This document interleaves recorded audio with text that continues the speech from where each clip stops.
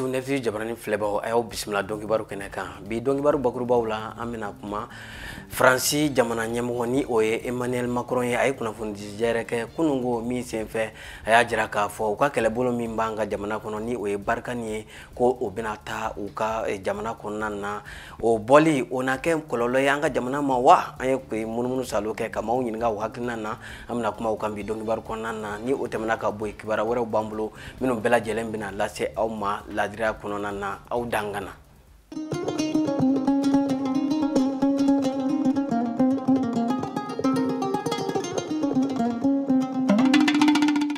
bi juma ye juin kalo tile 11 san 2021 a y'aw bisimila ko kura dɔnkibaru kɛnɛ kan an bɔra k'a fɔ ye cogoya min na bakurubaw la Faransi jamana ɲɛmɔgɔ ni o ye Emmanuel Macron ye a ye kunnafoni di jɛrɛ kɛ kunungo min senfɛ a y'a jira k'a fɔ u ka kɛlɛbolo min bɛ cɛncɛnkana na ni o ye Barkani ye ko o kɔni bɛna fɛɛrɛ kɛ o bɛ bɔ an ka jamana kɔnɔ cogoya min na an ye munumunu salo kɛ dugu kɔnɔna na walasa ka maaw hakilina ta a ko kan maa caman kɔni y'a jira k'a fɔ ko ni a taara kɔni o na kɛ gɛlɛya ye an ka jamana ninnu ma dɔw fana hakilina na o tɛna kɛ gɛlɛya ɲɛba ye an kan an ka kunnafoni na Aminata Daɲɔn ni a ka jatala ye min sɔrɔ an ka jɛ k'an ɲɛmada o fɛ.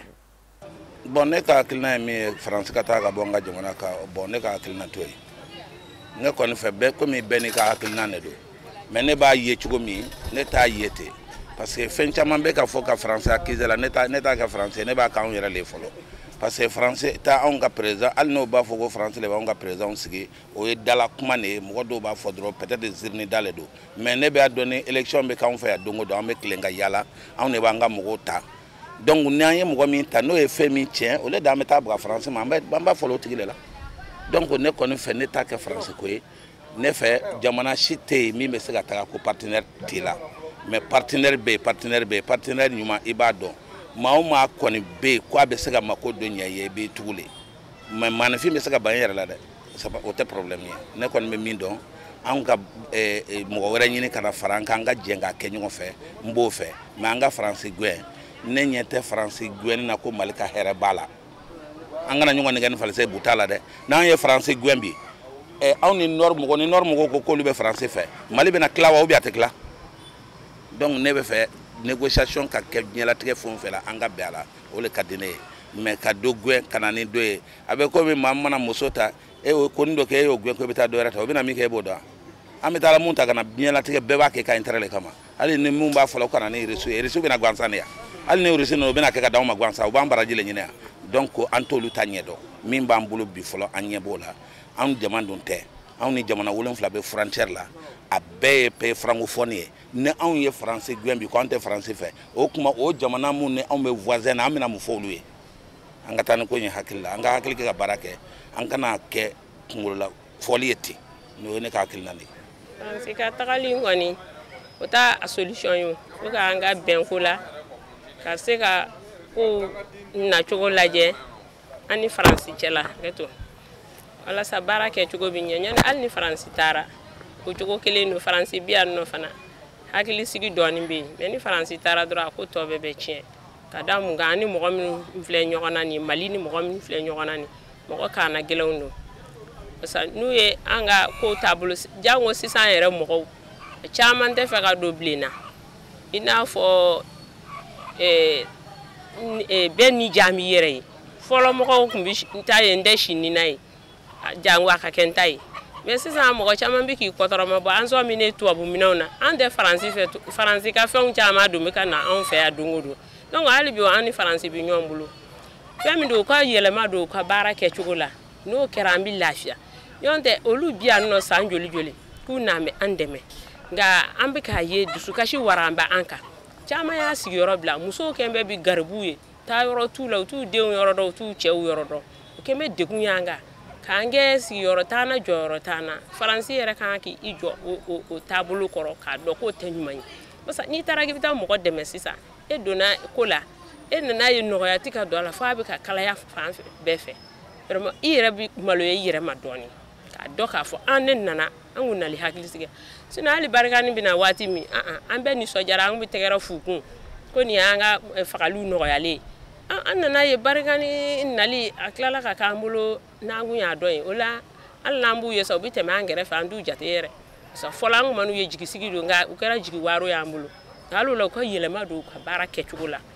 parce ko na nana kelela boli tɛ siranya yo ibiti cogo labɛnni donc u ka yelema do ka kɛtaw la o de ka daw ni na muso ɲanna dɛ an ɲanna yɛrɛ de an bi yan nɔ an bi Mali fan fan fɛ a bɛɛ kelen ye parce ne e bi yan nɔ e ka mɔgɔ bɛ fan wɛrɛ fɛ degun b'u kan vraiment o tɛ taabolo ɲuman ye dɛ a bɛ komi o bɛ kan mana fɛn min do an bɛ cogo min kɔrɔlen an b'a ɲini sa an ka ko cogo ye Faransi mana taa o Faransi biya o a ko man nɔgɔ an k'a lajɛ Faransi bɛ jamana wɛrɛw ka cogo min u bi yan tɛ o cogo kelen la hali ni Faransi taara baara man nɔgɔ. Ne hakilina ye bi na fɔlɔ maliyɛnw yɛrɛ dama ka bɛn ka ɲɔgɔn minɛ c'est Mali classe politique bɛɛ lajɛlen divisé len don o de yɛrɛ Mali problème ye bi ne hakili b'a la bi kabini an wulila fo bi i t'a mɛn ko siya kelen bɛ Mali la mais an commencé la k'o mɛn kɔsɔnni na de bon à nos jours 2012 la di kana se bi ma Faransi ka intervention ma pour moi ana ma mun juguya Mali la m'o ɲɛnabɔ Mali la Faransi ka tagali o y'an bolo wajibiya ye parce que n'i y'a jateminɛ n'i nana jamana kɔnɔ k'i bɛna kɛlɛba na ou bien i bɛna jamana mun dɛmɛ i n'u sɔrɔdasiw bolo kan ka kɛ ɲɔgɔn bolo 100%. Mais Faransi nana 2012 la ka intervention kɛ Kona après ça a tɔ de juguya u sera Kidali ko Mali sɔrɔdasiw k'u jɔ Kidali k'u tɛ don Kidali donc munna Faransi ko anw tɛ don Kidali alors que Kidali fait partie du Mali dès lors la Mali classe politique ni Mali citoyen malien kan b'u yɛrɛ ɲininka pourquoi Mali Faransi ko anw tɛ don Kidali donc o y'an yɛrɛ ka stabilité a ka daminɛ kabini yen malien kan ka bɔ o don ka Faransi ɲininka an y'i wele de ka n'an dɛmɛ mais an b'i wele ka n'a fɔ k'an tɛ don yɔrɔ dɔ la o kɔfɛ an ka premier ministre taara Kidali a tɔtɔ Faransi ko k'u kana taa Kidali Musa Mara a tora k'a bɛ don Kidali don min na a don a kɛra bɛɛ malien bɛɛ bɔra a kalama Faransi bɛ yan opération Barkhane ma se ka wuli foyi la o don hali ka intervention kɛ Mali sɔrɔdasiw ye fo ONU ne wulila ka fo ONU n'an ka sɔrɔdasiw dɛmɛ comme on dit Union africaine an yɛrɛ ka sɔrɔdasiw olu de y'an ka mɔgɔw dɛmɛ ce qui veut dire Faransi bɛ yan a ma nafa t'a la ne bɛ exemple di mɔgɔw ko Faransi tun bɛ Wuranda foyi ma kɛ ni génocide tɛ mais depuis na Wuranda y'u gɛn Wuranda ɲɛna mɔgɔ tɛ se ka saga joli ka tulu jɔrɔ ka tila ka tulu jɔrɔ an ka taa Centrafrique tout de suite depuis Centrafricains y'u bolo di Russie ma fo bi a kɛlɛ ma ban kɛlɛ banna donc Faransi ka taa o de y'an ka solution ye maliyɛnw ɲɔgɔn dama ka ɲɔgɔn minɛ. Bon ne hakilina kɔni ye fɛn min ye Barkhane ka tagaliko la an ka autorités k'a lajɛ avec la France de revoir les choses Barkhane ka to yan parce que bamanan bɛ fɛn dɔ fɔ mɔgɔ n'i ye mɔgɔ wele ko kana i ka dɛmɛ i ka wara fagali la o ka se ka wara kun b'i bolo an ka sɔrɔdasiw ka se ka wuli k'u jɔ ni mɔgɔ nana i dɛmɛ mɔgɔ tɛ se ka n'a yɛrɛ faga i ka jamana ye e de bɛ sira yira an ka mɔgɔw ka bila ɲɛfɛ Barkhane mɔgɔw ka t'u kɔ an ka ziirinda dabila ni ɲɔgɔn cɛ an ka sɔrɔdasiw ka wuli k'u jɔ u jɔyɔrɔ la an ka n'i ye Mali ni jamana fɛn fɛn ta fɛn caman bɛ yen an b'a kɛ dɔnkili ni ziiri ni an ka sɔrɔdasiw ye cɛbalew certes cɛbalew b'u la o tɛ se k'o fɛ mais imaginez-vous an mana Mali taara yɔrɔ o yɔrɔ san min na ni Alpha ye an ka sɔrɔdasiw bila ka taa CEDEAO contingent na a Sierra Leone population yɛrɛ bɔra yan fɔlɔ ka marcher ko Alpha y'a ka mɔgɔw bila maliyɛnw bila ka taa ye u yɛrɛ di fagali ma wali jamana na wali kɛlɛ la mun tɛ Mali ta ye o image o fɛn façon min kɛra Mali la mɔgɔ wɛrɛw de nana an fɛ yan kana olu fana bɛ k'u yɛrɛ faga Tchadiens bɛ ka sa yan Sénégalais bɛ ka sa yan Burkinabés bɛ ka sa yan Français bɛ ka sa yan Belges bɛ ka sa yan bon faut que an de ka autorité an de ka jamana don an ka sɔrɔdasiw ka wuli n m'a fɔ k'u tɛ dɔ la dɛ n'u ka dɔ fara cɛsiri kan qu'ils soient vigilants sur les remparts des terroristes. ATT a dit, hein, cette guerre-là, le Mali ne peut pas.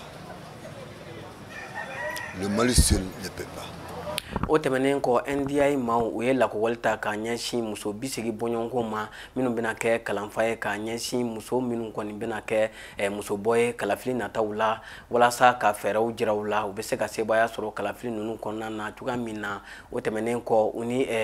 politikitɔn minnu bɛ jɛɲɔgɔnya la u ye waleɲumandɔn gafe ta k'a di u ma politikitɔn 27 bɔɲɔgɔnko an ka kunnafoni na Aminata Daɲɔ ale tun b'a kɛnɛ kan a y'an sama min na an ka jɛ k'o lajɛ. Sɔgɔmada in na an nana lancement de la pour que muso minnu bɛ parti politiques kɔnɔ ani muso minnu tɛ parti politique fana kɔnɔ olu bɛ se ka dɛmɛ cogoya min na NDI n'o ye National Democratic Institute a n'a ka partenaires olu de bɛ fɛ ka o musow lancer ka musow dɛmɛ pour que quand élection minnu bɛ nalen muso caman ka se ka kɛ candidat ye. Donc aw yɛrɛ b'a dɔn an ka jamana bɛ waati min kɔnɔ sisan a ma nɔgɔn kosɛbɛ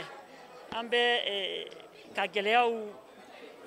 dilan ka donc an b'o camancɛ la donc an bɛ to de la k'a fɔ ko musow a y'aw jija aw ka na aw ka dɛmɛ bɛ aw ye yan nɔ pour que aw ka se ka kɛ candidat ye cogo min aw ka an ka partiw kɔnɔna na donc an b'o de kolobakari la yan nɔ sɔgɔmada in na an ye min ɲɛfɔ musow ye o ye de musow ka wuli k'u cɛsiri k'u gɛrɛ cɛw la formation min bɛna k'u kun bi ani sini ni sinikɛnɛ o formation in de bɛn'u dɛmɛ ka ɲɛf'u ɲɛna u bɛ se ka waleya minnu kɛ pour que u bɛ se ka u ka kandidaya in u bɛ se ka ɲɛnabɔ u bolo cogoya min na donc an y'a ɲɛf'u ɲɛna fana k'a fɔ tiɲɛ don fɔlɔ an tun bɛ cɛw dɛmɛ kosɛbɛ an tun bɛ tɛgɛrɛ caman fɔ an tun bɛ na pour que cɛw ka ɲɛta ka kɛ sanayɛlɛ ka kɛ mais sisan an yɛrɛ ɲɛ b'a la k'a fɔ ni cɛ kɛrɛfɛ ni muso dɔ y'a dafa baaraw bɛ kɛ ka ɲɛ an bɛ ɲɔgɔn dafa de o ɲɔgɔn dafa in o de b'a to jamana bɛ taa ɲɛ donc on b'a fɔ cogo min na développement a bɛ na de ni cɛ ni muso bɛɛ tɛgɛ donna baaraw la baara minnu don n'o ye jamana jɔli baaraw ye donc an bɛ fɛ k'a ɲini musow fɛ ne yɛrɛ y'u dɔ ye waleya minnu kan ka kɛ u ka n'o waleyaw dege yan pour que partiw bɛ se ka place d'u ma cogoya min na u ka se ka kɛ candidat ye u ka candidaya ka se ka sabati an bɛ k'o de ɲɛɲini parce que expérience min b'olu la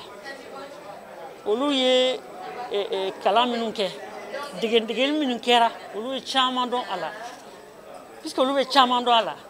olu k'o caman lase maintenant u kɔrɔw n'u dɔgɔw ma dɔgɔmusow ma pour que olu fana ka dɔ dɔn a la an bɛ ɲɔgɔn dege de an bɛ ɲɔgɔn dɛmɛ de o ɲɔgɔn dɛmɛ an b'o de kɛnɛ kan yan nɔ politiki kunda mɔgɔ kelen tɛ se k'a bɛɛ ɲɛnabɔ fo bɛɛ de ka fara ɲɔgɔn kan donc an bɛ ka bɛn musokulu caman de kɛ o de programme tɔgɔ de ko émerge ni o bɔra yen nɔ farafina tilebiyanfan jamanaba 5 ni o ye G5 Sahel min bɛ tali kɛ Mali, Burkina Faso, Niger, Mauritanie ani Tchad la olu ka faraɲɔgɔnkan jɛkulu min bɛ yen ni a bɛ wuli ka jɔ la walasa ka jɔnya kɔni kɛlɛ ka bɔ ni jamana ninnu kɔnɔna na tarata tɛmɛnen u ye ɲɔgɔnyeba kɛ min kɔni senfɛ u ye babu senba ta min ye k'a jira k'a fɔ ko jɔnya wale o kɔni ye ka dankari bunahadamadenya la u ka sigi in kɔfɛ u ka laɲini tɛ dɔwɛrɛ ye ka se ka sariyakisɛ u bɛ se ka taa ni jamana ninnu kɔnɔna na cogoya min na ni maa min kɔni ye wale ta ka maa sɛgɛrɛ k'a da kan k'i ka jɔn don walima k'a bila fɛn na min man d'a ye o tigi lama ka se ka ɲangi an ka kunnafoni ɲina Aminata Daɲɔ ni a ka jatala Tijani Sidibe tun b'a kɛnɛ kan u y'an sama min na an ka jɛ k'o lajɛ. Jɔnya ye wale cɛjugu ye min tun bɛ diɲɛ jamana fan bɛɛ jamana caman y'a kɔn ka bɔ u ka dugukolo kan nka hali sisan a bɛ jamana caman kɔnɔ kɛrɛnkɛrɛnnenya la Mali jamana ka fara farafina cɛncɛn kan jamana tɔw kan jɛkulu minnu sigilen don wale cɛjugu in kɛlɛli kama Sahel jamanaw kan u ye nin fara ɲɔgɔn kan jɛrɛba in sigi walasa ka se ka welewelemada kɛ ka ɲɛsin jamana ɲɛmaw diinɛ ɲɛmaw politikimaw laadalamaw ka fara société civile kan u ka se k'u fanga fara ɲɔgɔn kan ka fɛɛrɛ kɛ min b'a to jɔnya wale bɛ se ka kɛlɛ ka bɔ an ka jamana kɔnɔ. Caman bɔra jɔnya la yɔrɔ dɔ la fana a bɛ wuli de parce que mɔgɔw b'a dɔn sisan de kɔrɔn fɛ caman bɔra jɔnya la caman bɔra jɔnya la bi parce que mɔgɔ caman b'u ka jɔn bila u bɛ nafolo dɔ d'u ma pour que a ka se ka sigi n'an taara kɔrɔn fɛ yɔrɔ o yɔrɔ ni jɔn bɛ yen n'a b'a fɛ ka o jɔnya la an bɛ se ka dɛmɛ ka matigi ye ale généralement ale bɛ dɔ di puis ale b'a fɛ ka an ka sutura an kana kuma ni bɔ jama ka mɛn mɔgɔ ka mɛn mais an ka kɛlɛ na an sera Kayi jamana na Kayi jamana jɔnya kɛra comme ko ba de ye c'est-à-dire que mɔgɔ bɛ waso ni jɔnya ye jɔn bɛ n bolo donc a bɛ kɛ ni jɔn t'i bolo comme i tɛ hɔrɔn ye o de bɛ kɛ ko ka kunkolo la alors que et puis bi Kayi mara la ye nin ye Kayi mara nin bɛ kɔfɛ jɔnya olu bɔra yan Mali la jɔnya ko la u ye jamana ye u ye dunya ye bon c'est à dire que u sera yɔrɔ la sisan u tɛ Mali yɛrɛ de fɛ tuguni parce que u t'a fɛ ka taa u ka dugu la parce que u ka den ni sɔrɔ Faransi u b'u lajɛ u tɛ ka f'u ye ko olu ye jɔn ye u ka yɔrɔ la donc a bɛ problème caman de lase u ma donc olu de wulila pour que ka fɔ u ka matigi ye sisan aw kana wele jɔn o de sera balaw na. Jateminɛw y'a yira k'a fɔ ko maa caman de ka hakɛw bɔsilen don la kosɛbɛ an ka jamana fan dɔw la kɛrɛnkɛrɛnnenya la Kayi ni Kulikoro mara ani an ka jamana kɔrɔnfɛla wa min y'a la ko jugu ye ko sariya fosi tɛ yen mun bɛ jɔnya wale kɛlɛ ka bɔ Mali kɔnɔ. Kayi mara la a ye dugu hakɛ nin ye ni problème wulila la dɔw bɛ yen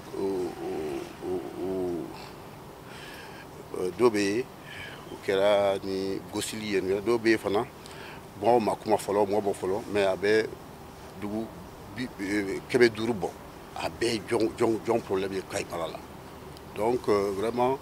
an b'a fɛ aw ye journaliste ye aw ye ani jamana ye ani diinɛtigi ye u ka wuli pour que ka ko ni sumaya an ka jamana la jɔnya tɛ mɔgɔ si nafa si t'a la quoi c'est-à-dire que an bɛɛ ye kelen ye an kan ka bolo di ɲɔgɔn ma pour que an ka se ka baara jamana baara sariya tɛ Mali la min bɛ jɔnya kɛlɛ o de ye problème ye parce que Niger loi dɔ bɛ yen jɔnya loi dɔ bɛ yen Mauritanie a bɛ yen Tchad mais a tɛ Mali la c'est-à-dire que nin bɛ Mali la ni gosila ni taara u b'a fɔ ko bon comme i ye mɔgɔ gosi u bɛ o de juger mais i gosila mun de la parce que mun de y'a kɛ mɔgɔ y'i gosi parce que i murutila jɔnya la o tɛ a sariya tɛ yen u bɛ nin juger jɔnya conséquence de ye mais jɔnya tɛ o tɛ jɔnya de juger o de ye problème ye ka jamana la sisan an bɛ dugawu kɛ mɔgɔ ka dɔn Kayi mara la ko nafa si tɛ jɔnya la c'est-à-dire que jɔnya a bɛ mɔgɔ lasigi kɔfɛ de ni an bɛɛ kɛra kelen ye an bɛɛ bɛ se ka bolo di ɲɔgɔn ma ka an ka dugu n'an ka jamana baara o de y'an ka hɛrɛ de ye silamɛya bɛ jɔnya kɛlɛ an ka diinɛ an ka laada yɛrɛ bɛ jɔnya kɛlɛ bɔn b'a fɔ ko laada don u bɛɛ ye nkalon de an ka laada yɛrɛ bɛ jɔnya kɛlɛ. Ni hakili jagabɔ kɛnɛ in kan miniti kelen tasibila kɛra ka ɲɛsin maa minnu ni tora jɔnya wale dafɛ olu ma. An lajɛbaaw ni de bɛ dansigi bi dɔnkibaru la min labɛnna Net TV jama bɛɛ lajɛlen ka wuli ka jɔ kɔnɔna na an b'a fɔ ka waleɲuman dɔn ni Alahu taala sɔnna ma a y'aw suwalen to Net TV la a tɛna fɔ aw jigi kɔ Ala ka su yɛrɛ caya.